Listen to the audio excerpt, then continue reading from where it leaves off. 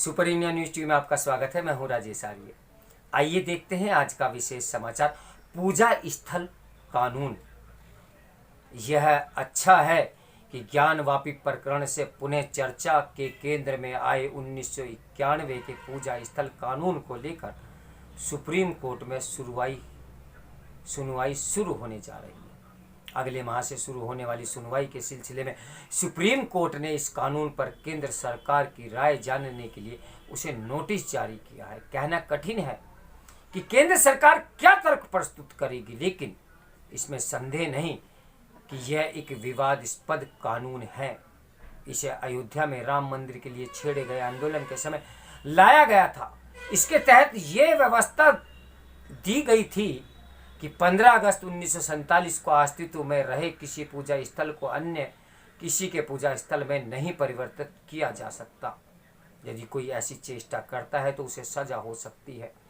एक तरह से ये कानून यही कहता है कि जिन पूजा स्थलों को नष्ट भ्रष्ट कर उन्हें अन्य किसी मत मजहब के पूजा स्थलों में बदल दिया गया, उनमें कोई बदलाव संभव नहीं। यह तो विवादों का समाधान करने वाला नहीं, बल्कि उन पर पर्दा डालना और अतीत में हुए अन्याय की अनदेखी कर उन्हें सही ठहराने वाला कानून है। विवादों का समाधान उनकी उपेक्षा करना अथवा उन्हें यथास्थिति में बनाए रखने के लिए किसी कानून से नहीं हो सकता, क्योंकि अन्याय को विस्मृत करने की राह पर चलने का कोई औचित्य नहीं। इस राह पर चलकर कहीं नहीं पहुंचा जा सकता। निसंदेह किसी पूजा स्थल के स्वरूप और उसकी प्रकृति में बलपूर्वक परिवर्तन करने की अनुमति किसी को नहीं दी जा सकती, लेकिन उन पूजा स्थलों से जुड़े विवादों के हल के लिए तो कोई खिड़की खुली ही होनी चाहिए ना, जिनके बारे में यह स्पष्ट है कि ताकत के बल पर उनके धार्मिक स्वरूप को बदला गया। ऐसा करके देश की अस्मिता और संस्कृति का निरादर करने के साथ आस्था पर जानबूझकर चोट की गई। इसका प्रतिकार होना चाहिए। इससे ही आहत भारतीय सभ्यता के साथ न्याय हो सकेगा। विध्वंस के प्रतीक राष्ट्रीय चेतना को स्वीकार नहीं हो सकते। लोगों की आस्था को सम्मान देना न्यायप्रिय राष्ट्र का दायित्व होना चाहिए। अपनी अस्मिता को लेकर संवेदनशील और जागृत राष्ट्र को विवादों का समाधान करके आगे बढ़ना चाहिए, न कि उन पर पर्दे डालकर। इससे शांति और सद्भाव को बल नहीं मिल सकता।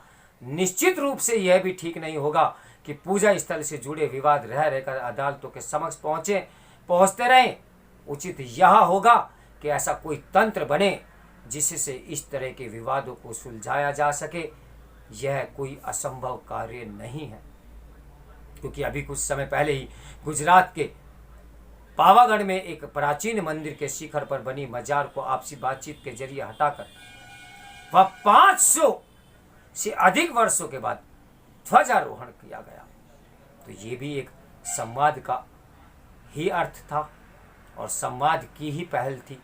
तो क्या संवाद से इस समस्या का हल नहीं हो सकता? हो सकता है, यदि संवाद के लिए बैठा जाए।